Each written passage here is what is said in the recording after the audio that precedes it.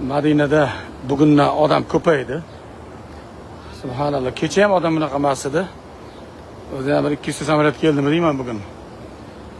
Bugun odam juda ko'payib qoldi Madinada. Kecha xuddi shu joyda video qilganimda bunaqa odam yo'q edi.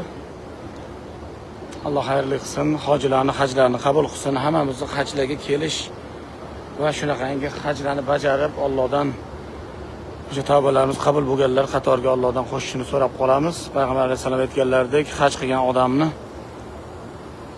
bironta gunoh qolmasdan onadan tug'ilgan chaqaloqdek bo'ladi deganlaridek, Xudo xolasa haj mabrur bo'lib, onadan tug'ilgan chaqaloqdek begunoh bo'lish hammamizga nasib qilsin. Bizning loyiha odilona hech bir insonni norozi qilmasdan ishlab kelmoqda.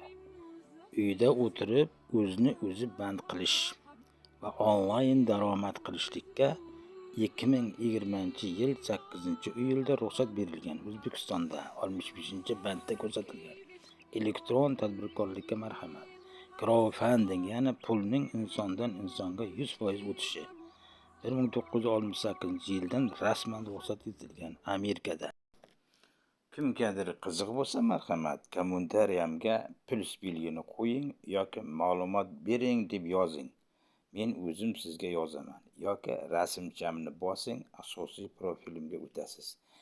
Telefon raqamim, Telegram lichkam bor. Ustiga bosing. Men bilan bog'lanasiz. Telegramimga o'tasiz. Savol, javob hammasi Telegramda bo'ladi. Kutaman. Marhamat.